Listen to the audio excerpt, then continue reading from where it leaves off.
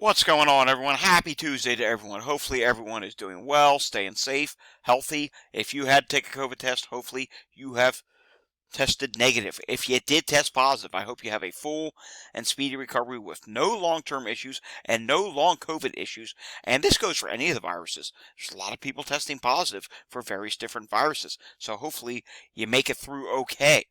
It is time now for the Tuesday edition of the Pandemic Update for Tuesday, March 12th, 2024. If you're new to my channel, this is where we do the daily Pandemic Update on all things COVID, flu, and any other virus that could be a threat to you. If there's a virus out there circulating, chances are we do report on it. So if you want to stay safe or help keep others safe, there's three main ways you can do that. Number one, give this video a thumbs up by hitting that like button down below if you enjoy the content that you see here. The more times people hit the like button, the more they push my content out in the algorithm. Let's try for 100 likes on today's video. Also, you can subscribe to my channel down below to help keep yourself safe and informed. And hey, if you're informed, you can also help inform other people as well.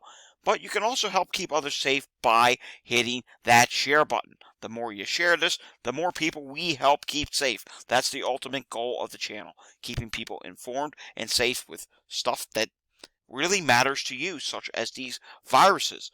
All right, not a terrible busy news day today. In fact, up until a couple hours ago, I didn't have much to report on at all, but I did a couple of my searches, and sure enough, I found a couple things. So we'll get some news in, we'll also do some data, and we'll also take a look at a couple of the states that we normally look at.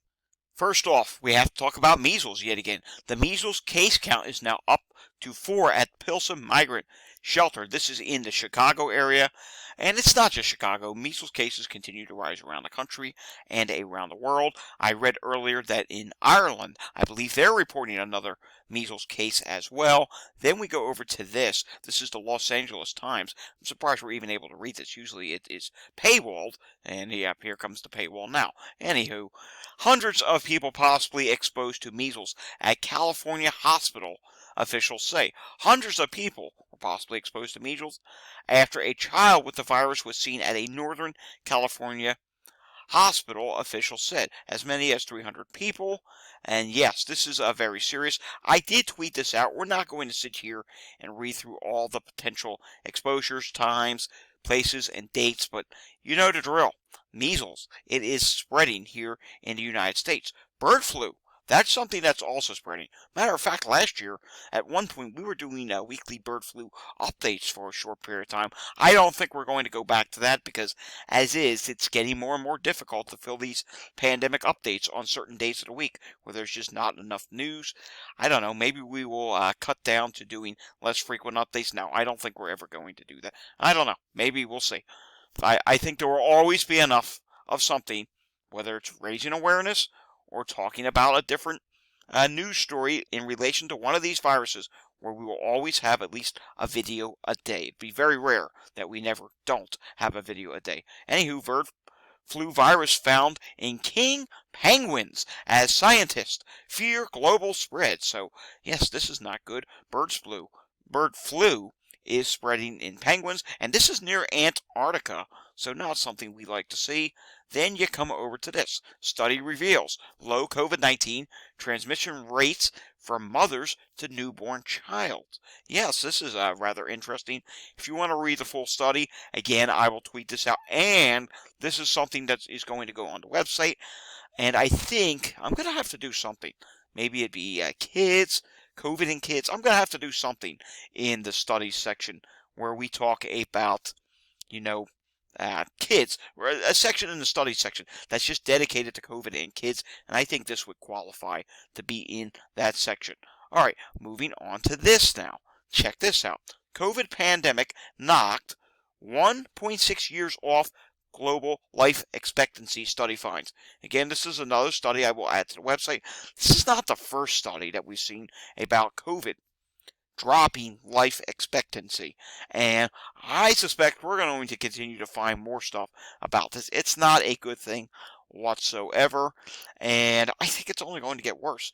Remember, I guess it was about 6 months ago, maybe a year ago, I think a couple times we talked about the age of expected age of a person dropping. At one time, it was getting up close to 80. We were making progress over the last several decades.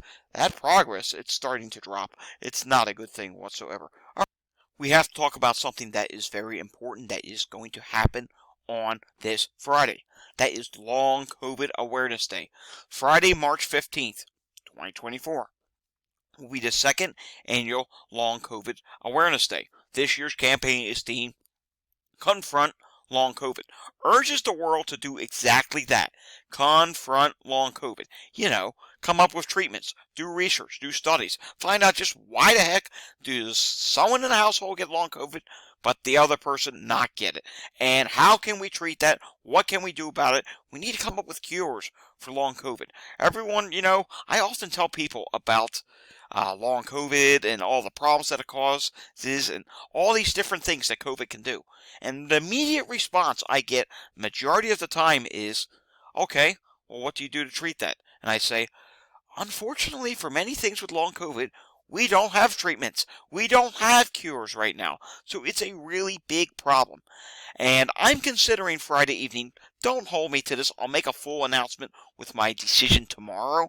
But I'm considering Friday evening. I think I need to do a long overdue Twitter space. So we'll just have to wait and see. I also may work Friday evening, so I'll make my mind up tomorrow. Right now I'm about 50-50, but it's been a while and I've been itching to do a Twitter space. And I think Friday evening, considering it's Long COVID Awareness Day, I'm leaning towards I think I'm going to do it. But again, I'll make my final decision tomorrow. Of course, I'll mention it here on the Pandemic Update, and I will tweet about it on Twitter. So look for that tomorrow. Look for an announcement if I'm going to do a Long COVID themed Twitter space. Of course, as you know, we'll take questions. I'll speak. Maybe I'll have a co-host. In the past, you noticed I would sometimes have a co-host, and who knows? It would be a Friday evening, so who knows how late it would go. I would probably try and stop it at some point, because Twitter Spaces, they can just go and go and go, continuous, endless number of people with questions. That's what I have learned with Twitter Spaces, because there are a lot of people that are seeking help out there. So look for that potentially on Friday evening, probably in the 8 o'clock hour if I do end up doing that. Nothing today that I want to talk about on this day in COVID history. Again, from time to time, we will talk about that. Let's take a look at what is going on with air qualities. We see a mixed bag of things. While we do see a lot of green, there's also some, like down here in the Gulf Coast region, there's a couple oranges, there's a couple yellows further to the north. It's not a perfect air quality situation, but it's not as bad as we have seen other times. And for whatever reason, upstate western New York, you're dealing with a lot of yellow today. That's quite a bit of air we've seen yellow, scattered in the southeast. California is actually not doing all that bad today. Much better than what we have been seeing recently. Check out my other channel, Climate Data Report. I actually have two other channels. You don't ever see me mention that one. It's a travel channel, or I should say road channel, but I don't mention about it very much. But check this channel out. Either today or tomorrow, I'm going to be talking about a severe weather threat that's going to be in the south. If you live in the plains, Tornado Alley, get ready. There may be a tornado threat for you on Thursday, and I'm thinking either today or tomorrow we're going to have to do something about that. All right, moving on now. We have to take a look at today's EMS call volume from yesterday in Philadelphia, 778 calls yesterday. Taking a look now at what's going on currently in Montgomery County, Pennsylvania. As you know, this is a suburb of Philadelphia, and we see here there's quite a bit of calls at the moment in the cardiac variety. I'm seeing cardiac arrest in Lower Providence, cardiac emergency in Cheltenham. Ooh, that's right around the corner from me. Cardiac arrest in East Norton.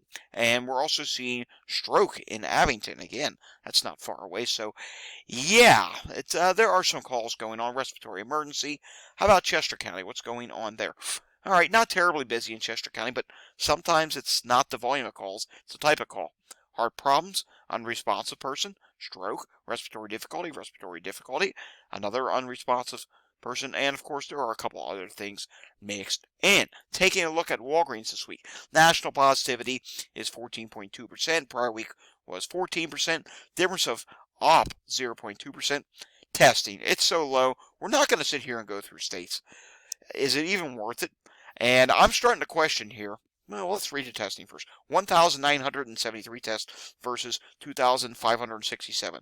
If this keeps dropping, we may see Walgreens disappear once again until more testing occurs. And it's possible that may happen. I'm thinking it may happen because, I mean, really, how reliable is this data when you start getting testing this low? Eventually, it may just be a few hundred tests a week at this rate. I mean, it keeps dropping and dropping. All right, taking a look now at some wastewater data. Let's take a look at a few CDC wastewater sites. Then we will go over to Wastewater Scan. Let's see what's going on in South Carolina. We haven't looked at South Carolina all that much lately. Well, the wastewater scan site there doesn't work. Whenever you click on it, there's always a problem with it. All right, taking a look at Lexington, South Carolina. 40,000 population, and you can see they did have a long-term rise for COVID. Now, mind you, we can only look at COVID here on the CDC wastewater page for COVID. And 40,000 population, it rose long-term, and then it's dropping ever so slightly now. Let's go over to Richland, South Carolina. And Richland, wow, Richland is it's continuing to go up there. Is this recent? Yes, it's as of March 4th. So, wow, Richland, South Carolina is continuing to go up. And let's go over closer towards what is this? Horry County. Hope I'm saying that correctly. 195,000 population. That has leveled off at this time. Now let's go over to wastewater scan. Yesterday we showed you Sacramento. That's where we left off. Let's show you somewhere else. Let's go over to San Jose or Santa Clara area in California. Should be decent population here. Oh, wow. 1.5 million population served here. I don't know that we've ever clicked on this wastewater site, at least not during the pandemic update. So this is good to look at.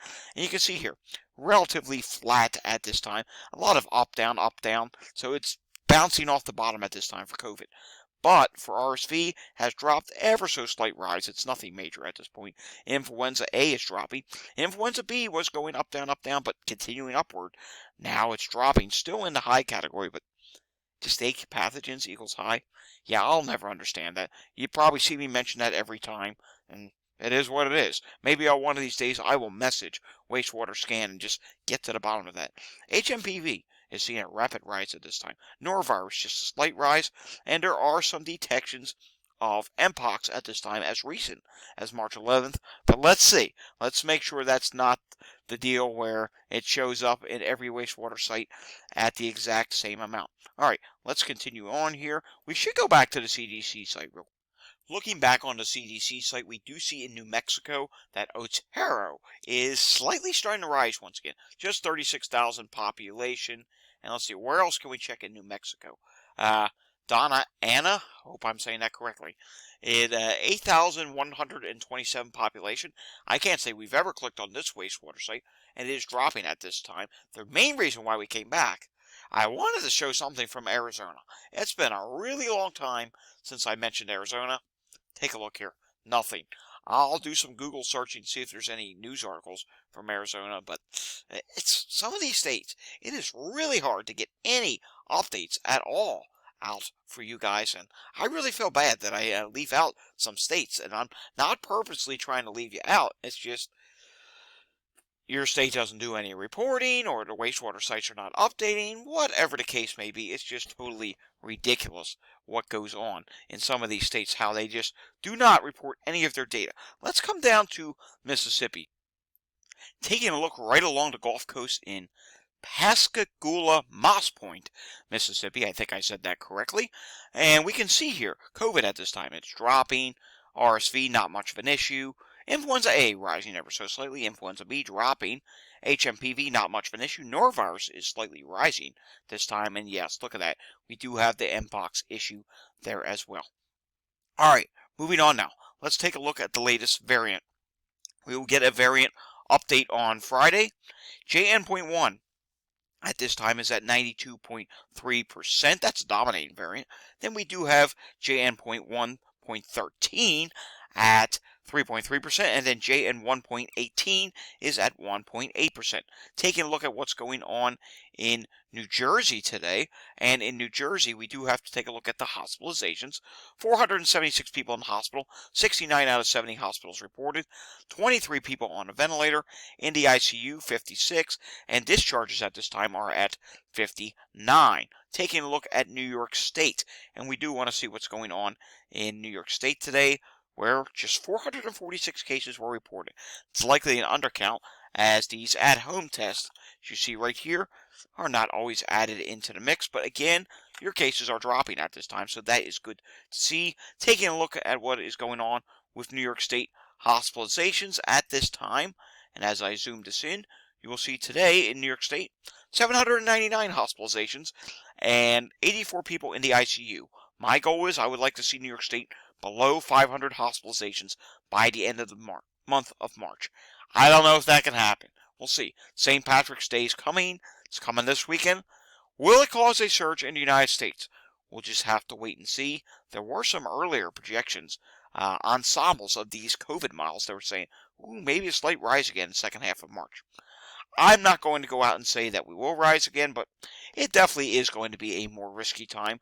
And remember, it is tax return season right now. You're probably going, well, what does that have to do with anything? During tax return season, when people get their taxes, they like to spend money. I noticed with deliveries, they go up. I noticed back when I was doing rides pre-pandemic, the number of rides, they would go up. In other words, meaning people are going out and about quite frequently right now with their tax returns. That could allow for more transmission. We'll have to see what happens in the coming weeks. Alrighty, folks, that does it for today's pandemic update.